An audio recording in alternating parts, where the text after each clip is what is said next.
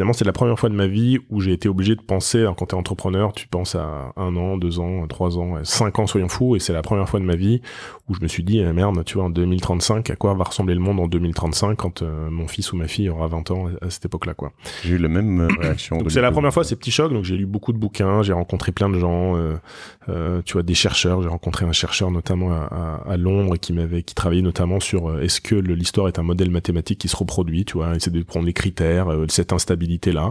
Et donc tu te rends compte que les perspectives, elles sont un petit peu angoissantes. À cette époque-là, Donald Trump vient d'être élu, il y a le début du Brexit. Moi, le Brexit, ça a été très très dur pour moi parce que tu vois, quand t'as bossé à la Commission européenne, ça te fait t'as quand même l'idéal européen, et puis l'Angleterre, c'était quand même un pays clé, tu vois, de cette ambition-là. Donc c'était quand même un truc. T'avais la crise des migrants, qui était aussi pour moi bouleversante parce qu'on a oublié qu'à 77 ans, c'était nos grands-parents, ou 78 ans, c'était nos grands-parents qui étaient ces migrants et qui fuyaient la guerre sur notre terre, sur notre territoire. Aujourd'hui, c'est une aberration qui est 78 ans de paix en France, parce que c'est jamais arrivé, c'est jamais arrivé dans l'histoire. Donc il y a cette sorte de prise de conscience vraiment assez forte, et j'ai envie de faire quelque chose. Donc ça commence comme ça. Et puis le deuxième moment, donc j'appelle ça un peu mon moment Bernadette Soubirous, tu vois. Je suis tombé par hasard sur une étude qui a été faite par une sorte de syndicat international des offices du tourisme sur la notoriété des régions dans le monde. Donc en gros, ils ont mesuré dans 70 pays, je crois, quelles sont les régions les plus connues en mode top of mind, donc spontané. Donc la première, sans surprise, tu vois, c'est la Californie, c'est la ruée vers l'or, Hollywood, Silicon Valley, c'est un peu l'endroit un peu touché par la grâce directement. La quatrième, si je dis pas de bêtises, c'est la Catalogne, hyper intéressant de comprendre, c'est beaucoup les Jeux Olympiques de Barcelone de 92 et puis le Barça en foot qui ont fait une sorte de soft power énorme sur la marque Barça, la marque Catalogne. Okay. La troisième, hyper intéressant. Pourquoi les Jeux Olympiques peuvent servir à quelque chose? Les JO, je pense que ça peut transformer, puis ça a transformé cette ville en l'espèce. Et le troisième, c'est la Floride, hyper intéressant. Donc une partie de l'American Dream pour les latinos, donc là-bas c'est super important. Et puis une référence que tu vas forcément connaître, c'est Miami Vice, là, de Phil Miami, la série télé de Don Johnson, tu vois, qui a fait une pub monstrueuse dans les années 80, ça joue. Et la deuxième région la plus connue, c'est la Normandie. La Normandie, c'est pas pour son camembert ou pour le fait qu'on ait les stades Malherbe de Caen. Excuse-moi, mais Barcelone, San Francisco, la Floride et la Normandie, chercher la tâche. Non, alors faut pas se dire chercher la tâche, parce qu'au-delà du fait que ce soit une ville admirable et que ce soit la ville du plus grand club de foot français, le stade Malherbe de Caen, bien sûr. c'est Capton ne dira pas le contraire. Puis Antoine ne contredira pas, et Aurel San naturellement maintenant à Caen.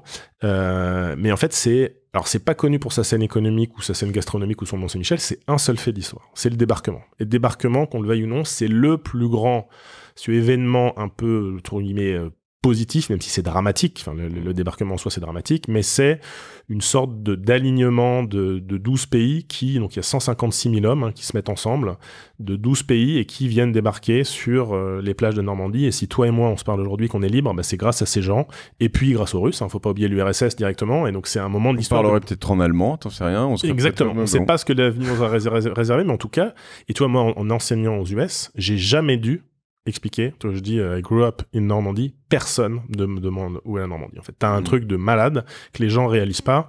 Le mémorial de Caen, c'est un musée exceptionnel. Vraiment, j'invite tous les gens, surtout avec la période qu'on vit en ce moment, c'est un musée, mais tu vois, c'est le 2e ou 3e musée de France, mais vous pouvez pas imaginer le nombre de personnes dans le train. Il y a des Américains, des Canadiens, en fait, t'as Tim Cook qui vient à Caen, Marc Benioff et tout. Enfin, il y a une sorte de décorrélation entre qui est amélioré en permanence, je crois, le mémorial. Le mémorial, ils ont ouvert une nouvelle aile qui est dédiée à l'Europe, qui est géniale. Le directeur du mémorial, là, Stéphane Grimaldi, c'est un mec exceptionnel, mais vraiment exceptionnel, et qui a fait un boulot incroyable, où c'est devenu, tu vois, un musée qui est rentable et qui est autofinancé.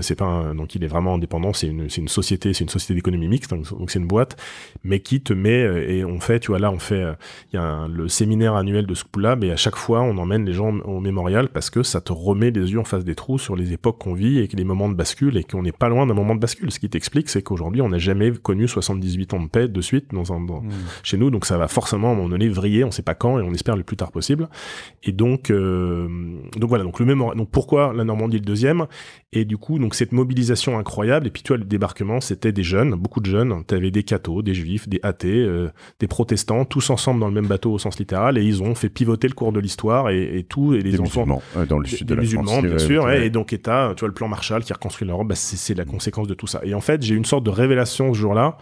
Je me suis dit, donc c'est là un peu mon moment Bernadette Soubirous, tu vois. J'ai un peu vu le Christ et là, je vois je me dis, je l'ai vu la Vierge et je me dis, en fait, je vais faire le D-Day numéro 2, en fait. Je vais faire une mobilisation mondiale. Je vais essayer de mobiliser des énergies du monde entier pour qu'on essaye d'affronter les grands sujets qui, à l'époque, sont les en toute simplicité. Je me dis shoot for the moon, tu vois. Mais ça commence comme ça, hein. Vraiment. Je me dis, en fait, c'est évident, tu vois. Moi, j'ai enseigné, j'ai des contacts aux US, j'ai des contacts entreprises, j'ai un peu de crédibilité entrepreneuriale. Tu vois, j'enseigne, je sais mobiliser les énergies et tout. Et en fait, c'est ça que je veux faire. Et donc, ça a commencé comme ça. Le projet a commencé comme ça. Je suis allé voir le maire de Caen qui était fraîchement élu, là, Joël Bruno, qui est vraiment une personne remarquable aussi. Et je lui ai expliqué un peu ce que je voulais faire. Je pense que sur le moment, il a pas totalement tout compris parce que le truc était vraiment disruptif pour tout le monde, hein. Il était disruptif. Et je lui dis notamment, je lui ai dit, tiens, prends de latte. Ça va se passer. Et je lui dis, et surtout, on se dit, bah voilà, il nous faut un bâtiment emblématique qui incarne ça et qui va être un peu la maison blanche de la maison Moho, en fait, qui sont un peu les valeurs. Donc la mission de Moho, c'est ça, c'est créer des coalitions internationales pluri-acteurs pour essayer de résoudre concrètement des enjeux contemporains, donc essentiellement autour du climat aujourd'hui. Et comment ça se décline concrètement? Tu as un lieu qu'on appelle le Moho HQ, qui est vraiment qui est basé à Caen, parce qu'on a choisi Caen parce que c'était la plus grande ville proche des plages du débarquement, hein, là où il y a le mémorial. Et donc on est collé à la gare, plein centre-ville. On a un lieu qui était une ancienne succursale Renault, même l'histoire est magnifique. Hein, donc Caen en 1944, 85% de la ville est rasée par les bombes anglaises. Hein. Ça, c'est aussi toute la complexité aujourd'hui de... Combien tu dis de pourcent? 85, je pense, ouais. Ça se voit bien, hein, d'ailleurs, hein, puisque... la ville, elle a aussi souffert de ça. Enfin, quand tu vois le vieux camp qui était magnifique, et puis, tu vois, ce que me disait souvent mon grand-père, il me disait, tu sais, à ce moment-là, il fallait reconstruire vite, il fallait loger les gens. On n'était pas là pour faire des concours architecturaux, mais c'est des bâtiments classés et tout. Donc, le centre-ville est très beau, mais il y a plein de bâtiments qui, effectivement, sont moins jolis dans nos critères actuels, bien que ça soit classé. Hein. Moi, j'ai appris que c'était classé, tu vois, parce que c'est le symbole d'une reconstruction. Donc, c'est aussi un truc qui est très... Et donc, on a préempté, donc, un des premiers bâtiments à la reconstruction, c'était une succursale Renault. Donc, c'était un énorme bâtiment que tous les Canets connaissaient, où tu allais acheter ta Renault 5, ta Clio, je ne sais quoi, et qui était à l'abandon depuis 2 ans. Donc, la mairie de Caen, enfin, la communauté urbaine a racheté le bâtiment, a préempté le bâtiment. Et ça devient le cœur de ce lieu-là, qui est le premier collider en Europe. Alors, donc, qui leur appartient, tu le loues, toi. Exactement. Donc, la communauté urbaine, donc, quand la maire a racheté avec le soutien de la région Normandie. Okay. Donc, eux sont propriétaires.